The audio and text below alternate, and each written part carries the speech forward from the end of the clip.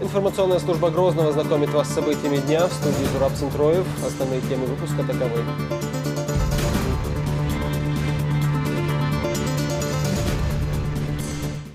Чеченский парламент объявил о самороспуске. Кто за то, чтобы принять данное постановление? Депутатов нового созыва изберут в сентябре этого года. Символ дружбы и согласия. Это событие имеет огромное значение. Мост через Дудерговский канал Санкт-Петербурга назван именем Ахмата Хаджи Кадырова. Движение грунта продолжается. Оползень угрожает кладбищу Гушкорта. Кто стоит за убийством Ильяса Алаева? Я думаю, даст Аллах, мы найдем виновных. Столичная полиция расследует громкое дело.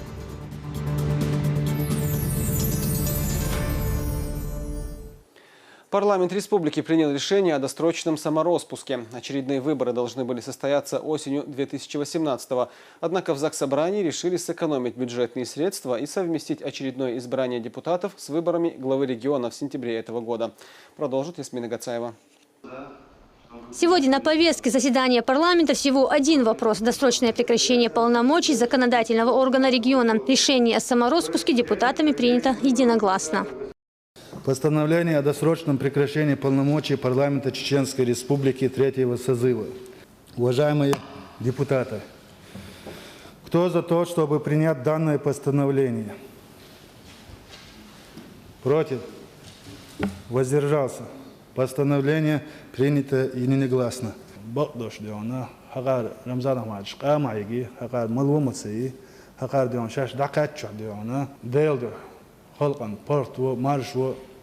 أحمد حجبانة خليل يتشاغلتا غون يقع خلق سوالتا غوشن حيخر دا دينيني حيخر دايتا ديون دقو ديون زكنت ورسكي يوت بروست خلق ديون هقال بوا بيش ديون هقال قاعي سونا قطع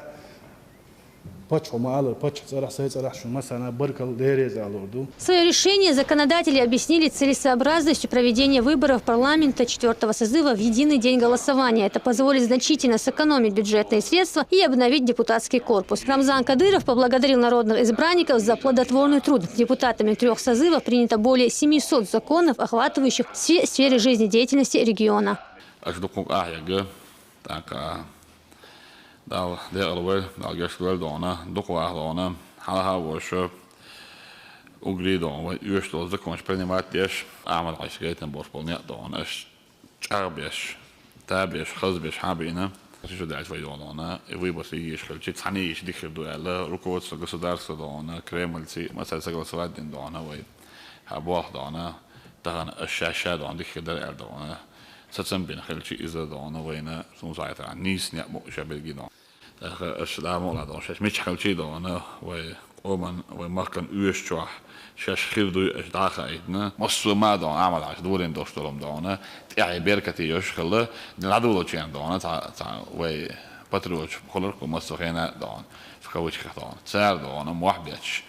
مجر دات بوشنا دعنا. تغن مجامج ومادش داخل خل دخوات نقوين. إذا دعنا دخل تصلب شويو ثم بقى عشان بركة دير إسرائيل لا دعنا الشيء قناة دعنا حلوة لوش قناة دعنا طبعا دعنا معمد دعنا ركوت سبيك عن برلمان تاع شو بالخيس بيلا شو أول دعنا شو بالي دعنا ما بالزواج سادنا إيش دعنا مصو أول رأيون شكاح مصو متى يد شكاح شو دعنا عشان دسيات كده دعنا تيسجي دعنا ستريتش ناش أش هو ما شيء نبرولين على توامبور كودو داك economic بوكودو داك конституции бокуду Глава Чечни подчеркнул, что ради благосостояния населения и дальнейшего развития республики объемы и темпы работы будут только расти.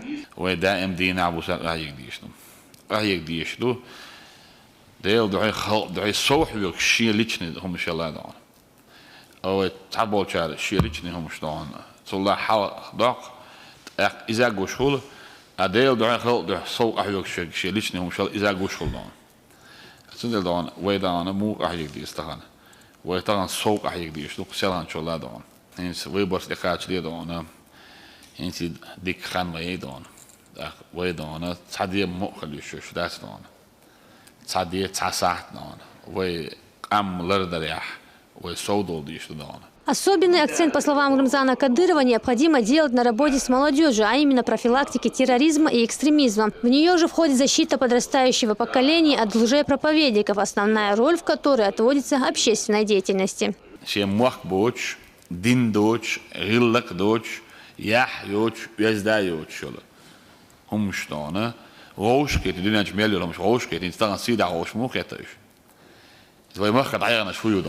شيء ناخن يشوم شيء تشتغل. السن مصر مخكرنا سيري ده عوش كده مش. سان تحل تعبوس الباتش حرق شاشويت شوتي. إذا حدود صحات سان. صار بوس البين دانا. حال هذا يتشنا بويش بالنخ. مش بوس بويش لا إله إلا الله محمد رسول الله باش مش بويش بيش. باي مرزايم نعدينا ده السماء عشان الله. يحب يحكي شيء. إذا بيش دائما نحنج توان بنا حوسنش إستوريا. تأكد بس على اللي تيجي تلت بوصل نحت طبعا بيشوفش ويدون إن دينتي ديل ده واحد من بوخ بويدس بقوا يلش متي خالص تغيير تسيح خالص ليلوش متى خالص عن جواندا إذا خالص ليشلون مش ديل ماستر جواندا حيز دون ويدول شي حابيا ويقوم بقوا ويقوم بين خرجم ويقوم برتو قليق تحلي تعنيت بس خودنا شو هذا أصلا تحلي تعنيت هون لاشي ويخلط تعنيدو ويبقوا أنت قاعدوا تندي لو تحلي تعدونا نح خير بيش هم ده أصلا نح شيء هم دون برغت بيزنس أنا ما تصدقش شيء برغت دون شيء سمياش قولش شيء دون دوزل بولش أدم ده ديز دون دعوة نقدونا يورو بيعلى تورتش على خدمات أو بيش تأهواه بيز دون ويسندونا ريسبوبليكا حال ديكدوش الشين ريجون حيا خنشتون نتشنايس مسخوي دون ويسندون ديك حال تالوش حيوش سعر ريجونيات دا مولا وكي ديك دون تالو دون وين اوش ديك خدو ادم برق داخل طوام تصعيوش برقت روتشكا كمبيوتر فوتبول مياتش بكسورسكي بريتشاتكش شين ويد نبرولين حالاتي لوري فورما профессор, ученый, доктор, милох направление развивать, парах то маршую, парах дахит, его босс, вы новые идеи шиз, более энергичный дон, кикел дон, идеи что шкиги нах, без бахинаш без институт дон, вохтаг сан дон, война, виештан, мах цаават, وقل شتجت سنة حخان عمل يقولوا سنجر عمل بيد بخا إكير تخلع خلر اللولا خلر حنو أخلر سموت لبيد بخا يوق ميل خلو تجدون نكسن حي ألدش كيتن بوش يبلع دون ده مو عدونا وي تعشي كويوش ده خردو بيرتاح وي تحل تحنا دونا تحنا متى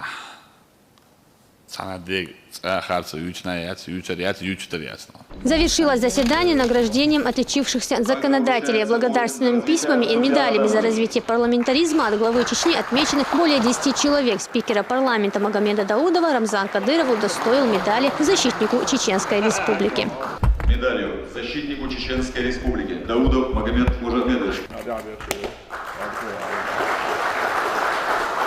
За значительный вклад в развитие социальной сферы Чеченской Республики, многолетний добросовестный труд присвоено почетное звание «Заслуженный работник социальной сферы Чеченской Республики» Кадырову Хусейну Мужахмедовичу, депутату парламента Чеченской Республики.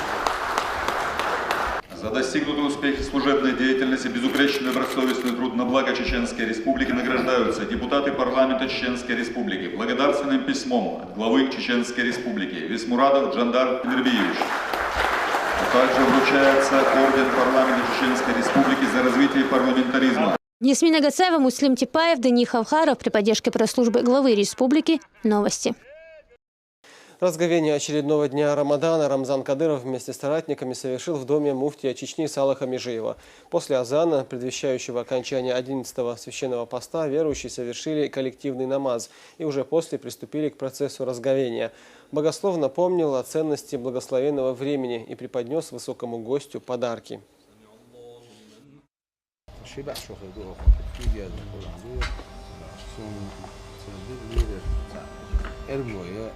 أرمينيا تساوي تشور حالة داخل حديد هو يخص شيء يخص هجري تيرخت شبع شو خورسن سير اكسبرتيزي صدقوهني سلوي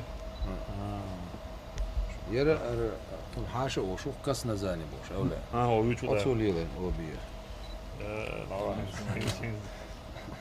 ما معك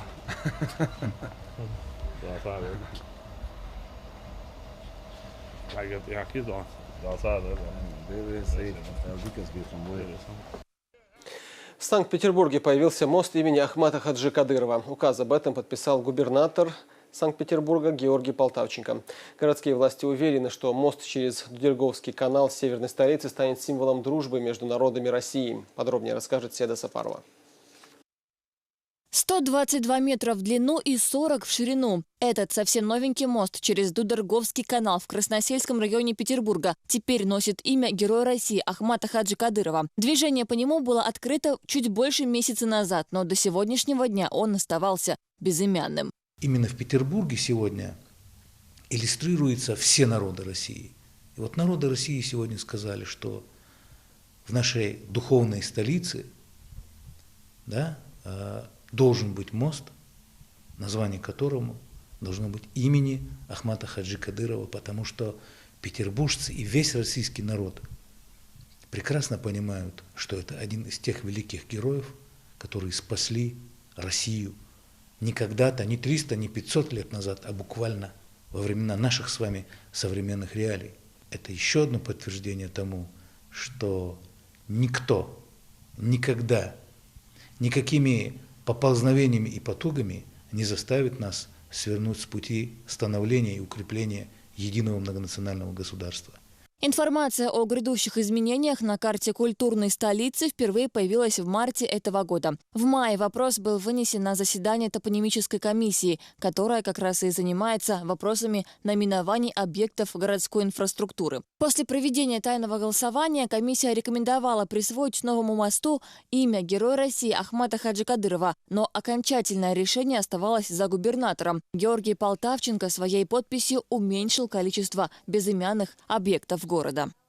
Санкт-Петербург – это часть России, второй город страны. Россия помнит и чтит всех своих героев. Наша страна не делит героев по национальной принадлежности. Никогда не делила и делить не будет. В этом суть нашего многонационального единства. Это событие имеет огромное значение. Ахмат Хаджи – яркая фигура, значимая фигура, герой России. Он защитил собой и Чечню, и Россию. Он оставил добрый след истории нашего народа, российского народа. Он объявил беспощадную борьбу ваххабитам, экстремистам. Естественно, он заслужит внимания. Эту новость на своей странице в Инстаграм прокомментировал и глава Чечни. Он искренне поблагодарил губернатора и всех жителей северной столицы за увековечение памяти Ахмата Хаджи Кадырова, отдавшего свою жизнь в борьбе с международными террористами, объявившими таким образом войну всей России. Своей смертью Ахмат Хаджи спас жизни десятков и сотен тысяч граждан России. Мы живем в многонациональной стране, которая сильна единством своих народов. И очень правильно, что Россия чтит своих героев независимо от национальности и вероисповедания. Санкт-Петербург с момента своего основания был и остается интернациональным городом, культурной столицей России. Первый президент очень любил Питер в самые тяжелые для нашего народа и всей России дни посещал его, принимал в Грозном делегацию с берегов Невы. Он строил большие планы на сотрудничество с Санкт-Петербургом. Уверен, что мы вместе с властями города сделаем все возможное, чтобы эти планы сбылись.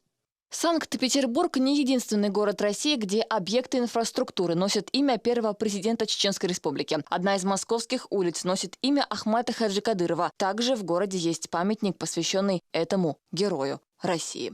Седа Сапарова, Булат Баканаев и Денис Хавхаров. Новости.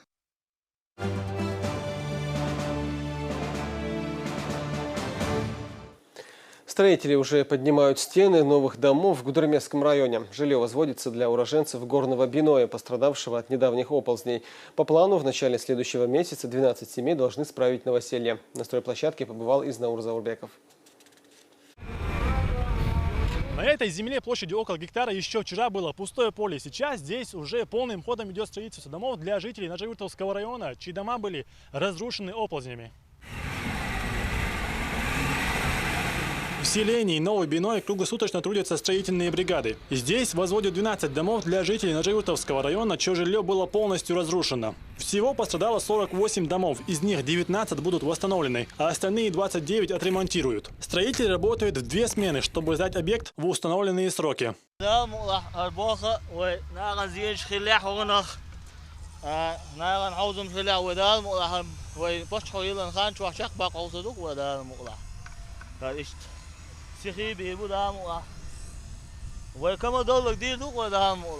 Каждый из домов будет иметь площадь 150 квадратных метров и навес на 50 квадратов. Также будет двор и огород. За каждым участком закреплен бригадир, который пристально следит за качеством работы.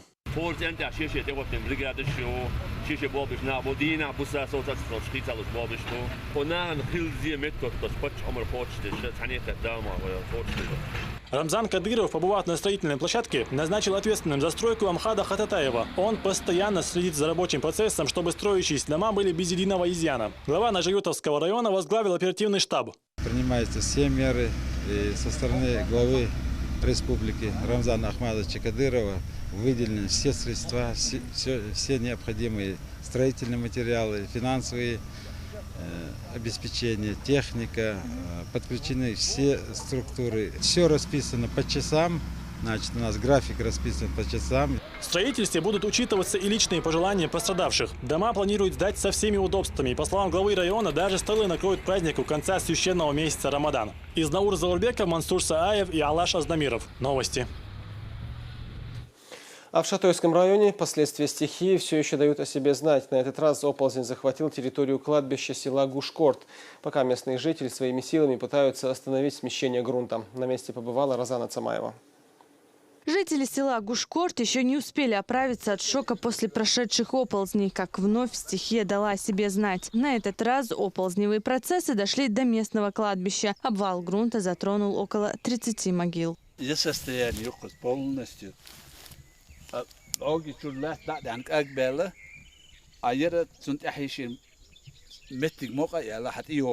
Несмотря на дождливую погоду, с раннего утра десятки жителей села приходят на кладбище, чтобы попытаться хоть как-то приостановить сползание земли. Однако все их усилия как капля в море. Смещение горных пород продолжается до сих пор, поэтому без дополнительных сил и специальной техники здесь не обойтись.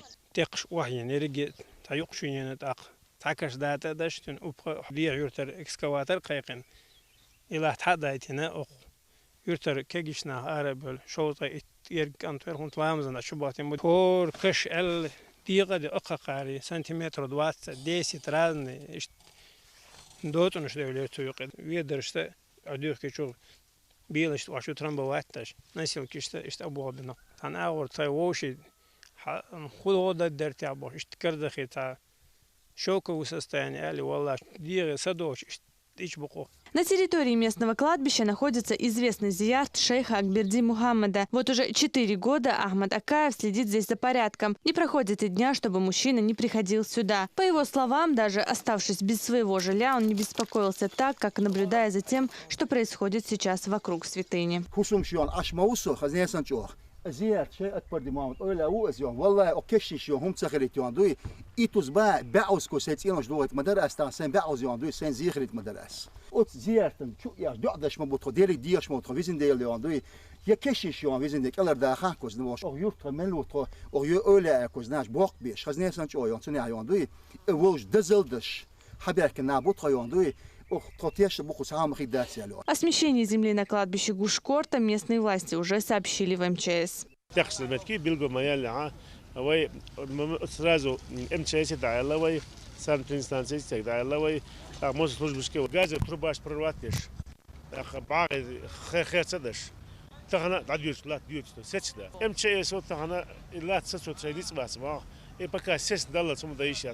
Тем временем работы по возведению жилья для пострадавших в результате оползня в селе Гушкорт продолжаются. Фундамент под строительство 30 домов уже заложен. Рабочие трудятся, не покладая рук.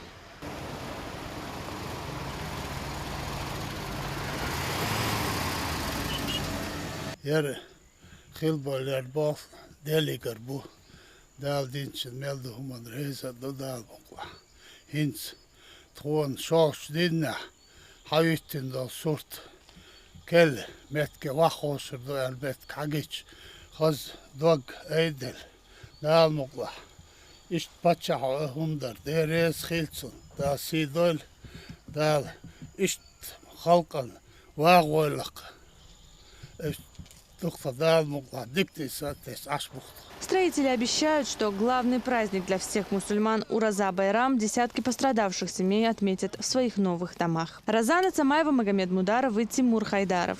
Новости. С последствиями оползней борются и в Нижаюртовском районе. В Сайсане и Татай-Хуторе пострадало 38 домов, частично размыта дорога. Глава Чечни уже поручил построить жилье для семей, которые остались без крова. Пока же они разместились у родственников. Таких последствий из-за оползня жители Татай-Хутор еще никогда не видели. Последний раз они здесь были в 1997 году. Однако в тот раз все обошлось без сильных последствий, тогда как в этом году удар стихии нанес большой ущерб сельчанам.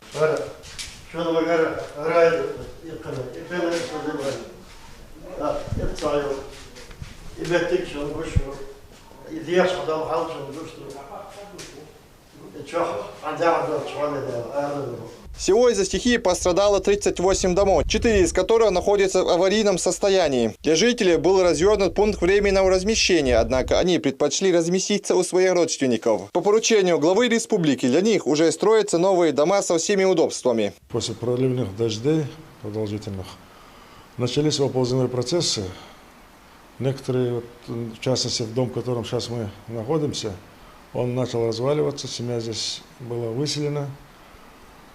Она проживает, правда, у родственников, им строится дом. Другие тоже есть пострадавшие дома. Дороги в некоторых местах были трудны для проезда.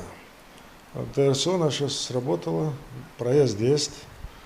По пострадавшим жильем обеспечены будут те, кто действительно этим нуждается. Так, во всяком случае, нас заверили, я уверен, что так и будет. Семья Алимгириева жилище построила совсем недавно. На это строительство они потратили все свои сбережения. Из-за стихии дальнейшее проживание в доме стало невозможным.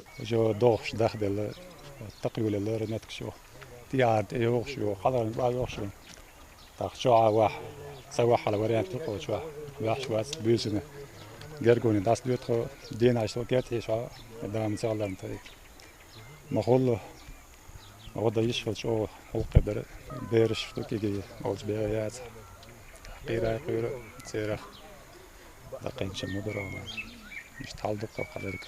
Сложная ситуация находится и некоторые жители села Сайсан. Здесь в аварийном состоянии находятся 3 дома. Мы направили группу для того, чтобы на месте обследовать ситуацию.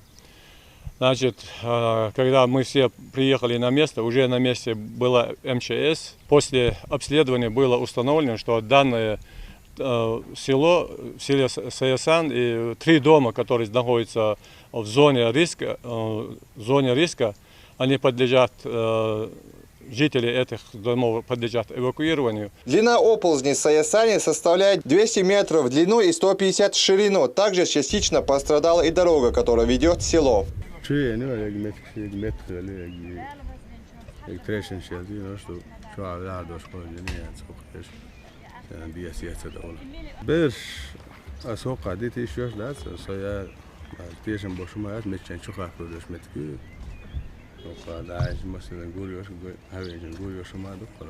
По поводу случившегося создан оперативный штаб, координирующий работу всех служб на месте происшествия. Также специальная комиссия начата работы по обследованию поврежденных домов. Рамзан Джамбеков, Адам Чкуев, Тимур Хайдаров. Новости. От обильных дождей также пострадал и Урус-Мартановский район. В различных населенных пунктах частично повреждены и разрушены мосты. А в селении Мартанчу один мост полностью снесен. Исполняющий обязанности главы администрации района Валид Абдурашидов провел инспекцию по разрушенным объектам. Он поручил провести поэтапный ремонт и дальнейшие работы по берегоукреплению.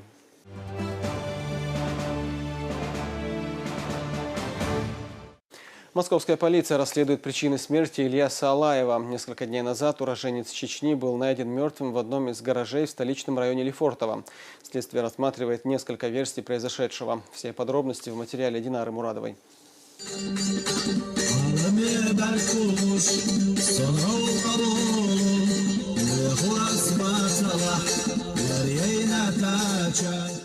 Ильяса Алаева родные вспоминают, как жизнерадостного и компанейского парня. Получив диплом адвоката, молодой человек с головой ушел в работу. Будучи профессионалом, он зачастую помогал бесплатно. Трагическая новость о его смерти застала отца Ильяса Тарзана Алаева в Махачкале. Мужчина до последнего надеялся, что произошла ошибка, и он увидит сына живым и здоровым. Моего сына нашли повешенным в одном из гаражных комплексов в районе Лефортово. Следственные органы сделали судебно-медицинскую экспертизу. До сих пор нет никакого заключения. И они ссылаются только на одну версию, что это было сделано им самим. Ильяса Алаева не стало 9 июня. Об этом инциденте в основном сообщают интернет-издания. Одни информагентства говорят о самоубийстве, другие придерживаются версии об умышленном убийстве. Во всех СМИ написали фамилии, имя, отчество и указывают со слов родственников, хотя ни с одним родственником, ни одного родственника не допрашивали. Указывают, что именно с Дагестана зачем-то, хотя он никогда в Дагестане практически не проживал. Бывать, может, бывал, но не проживал и никакого отношения не имеет. Это специально, мне кажется, сделано для разжигания национальной розни. Я думаю, даст Аллах, мы найдем виновных. В тот день у Ильяса Алаева была с собой крупная сумма денег, которую он взял у родителей, чтобы разменять в банке на рубли. Я позвонила, спросила, ты едешь в банк разменять деньги? Он говорит, да. Они поехали. Отдали деньги, не знаю, в какой-то банк. Им их должны были перечислить на карточку. Там нужно было время, 2-3 часа. Они ехали обратно домой. Они приехали, во двор. Ислам пошел в магазин кое-что покупать. А Ильяс не зашел. Думаю, сейчас зайдет. Нет, не зашел. Потом он прислал смс-ку Исламу, говорит, я сейчас быстро поеду, заберу деньги и лучше с деньгами зайду. После этого связь прервалась. Ильяса Алаева родные искали на протяжении 2 дней. Когда нашли, Малика прибыла одной из первых. Старший сын зашел и кричит, говорит, вставайте, просыпайтесь, говорит. Я вышла, говорю, что случилось? Он говорит, Ильяса убили. Я говорю, как убили? Он говорит, повешенным нашли в гараже где-то. Я говорю, а кто говорит? Он говорит, вот милиция пришла. Смотрю, 2 стоят. Я говорю, не может этого быть. Я говорю, я не верю. Повезите меня туда. Коридор длинный, по бокам гаражи. И где-то там я вижу, стоит машина серая. Думаю, машина его. Вдруг, мало ли, может, просто машина, а может, это не он. Я подошла и смотрю, это он. К Алаевым до сих пор приходят выразить соболезнования. Все, кто знал молодого адвоката, до сих пор не могут поверить в случившееся. Мальчик был, это был просто человек-праздник, говорят. Это было сказано просто про Ильяса. Ильяс и суицид – это как небо и земля. Такое расстояние между Ильясом и суицидом. Заниматься делом Ильяса Алаева будет адвокат Мурат Мусаев. Он уже проводит собственное расследование. Как проведен осмотр места происшествия, то, какие реплики они там бросали при родственниках. И то, что, в общем, они пренебрежительно отнеслись к очень важным доказательствам для подобного дела. Начиная с того, что они машину, на которой передвигался Ильяс, вернули родственникам тут же, через 5 минут. После ее обнаружения, после встречи с родственниками, вернее. Заканчивая тем, что неподалеку валялся трос, на котором пытались сначала, как мы считаем, повесить Ильяса, он оборвался. Они даже не изъяли этот трос, не сняли с него ни генетических следов патожировых, то есть ни отпечатков пальцев. То же самое и с машиной, и с какими-то еще предметами, которые были на месте происшествия. И такой скепсис сквозил в словах и оперативников, и следователей, и экспертов, мол, суицид, что здесь делать, это отказной материал и прочее. При этом, на мой взгляд, не надо быть криминалистом или юристом-профессионалом, чтобы понять, что самоубийства в этом месте с этим человеком не было. ну, элементарно, я не знаю, из области общего знания, если человек подвешен под самый потолок, и, в общем, до пола, и от пола его отделяют там 1-1,5 метра, то, наверное, он должен был на что-то взобраться, чтобы спрыгнуть потом, да? Такого предмета на месте обнаружено не было. Кроме того, вот эти повреждения, которые имелись на теле у Ильяса, ну, они явно не связаны с асфикцией, с повешением. То есть там была какая-то предыстория с применением насилия. И тот бред с попыткой харакири перед там, повешением, о котором пишут некоторые квази-журналисты, это, конечно, ну, это даже не заслуживает внимания, я считаю. Но с точки зрения закона, проверка сообщения о преступлении занимает 3 дня. Если не 3, то срок может быть продлен до 10, и если не 10, то до 30 суток. То есть еще время у них, конечно, есть. У следствия перед нами огромное преимущество не только в тех инструментах, которыми они обладают для установления истины, но еще и в том это преимущество заключается, что телефон Ильяса находится в распоряжении правоохранительных органов, а это, конечно, кладезь.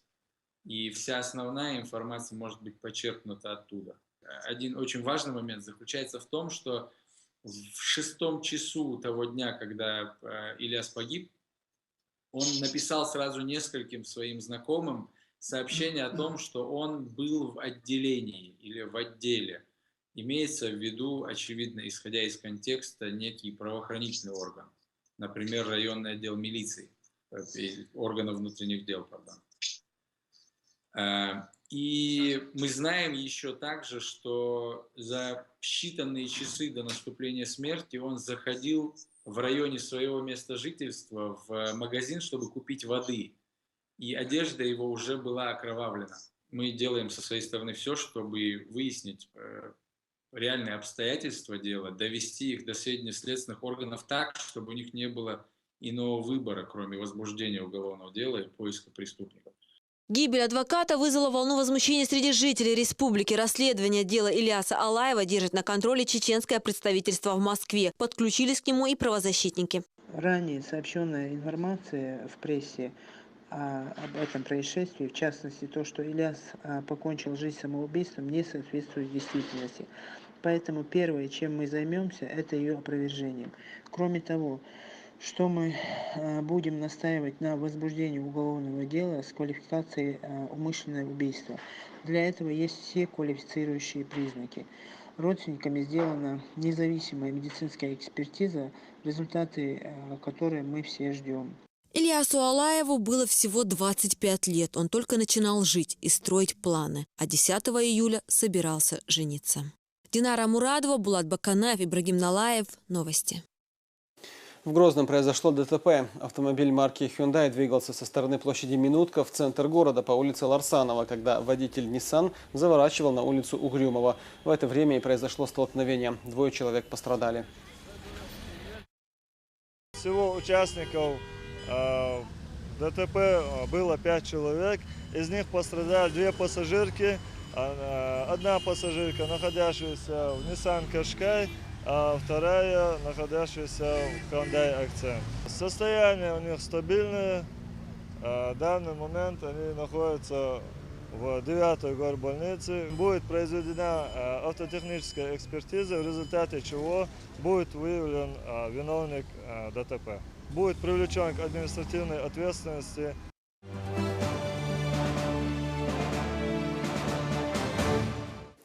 Еще одно высокое достижение чеченского спортсмена на международной арене. Представитель республиканского спортивного клуба «Ахмат» Беслан Хамзаев накануне завоевал пояс чемпиона Европы по боксу среди юниоров в весовой категории 60 килограмм. Турнир проходил в Анапе с 6 по 14 июня. Он собрал боксеров из 28 стран континента, а в весе Хамзаева было заявлено 22 атлета. На пути к успеху ахматовец убедительно выиграл 4 боя. В спортзале, где проходят тренировки, новоиспеченного чемпиона встречали родственники и друзья. Полуфинальный был Гурхалерса. Тадел, это выиграть, раз диктор кен бан, диктатор тренер то شنو بتاع زخلص خدوا خير تنوك شيش بوش لير مرة وطعم بالن رسي تخليش يعني رسي готовится لديش وصо داум Россия хамиру она гаус. Хамзаев является первым и пока единственным боксером из Чечни, кому удавалось стать чемпионом Европы среди юниоров. Завоевав этот титул в свои 18 лет, он стал самым молодым чеченцем, выполнившим норму мастера спорта международного класса по боксу. Кроме того, он является и чемпионом России. Именно делаем такие условия им. Мы наняли несколько тренеров, и мы проводим сборы в разных местах. И мы вот часто делаем матчевые встречи для того, чтобы наши боксеры развивались. Это все благодаря главе Чеченской Республики Рамзану Ахмадовичу. Вот с его поддержкой у нас бывают такие мероприятия, и часто делаем матчевые встречи.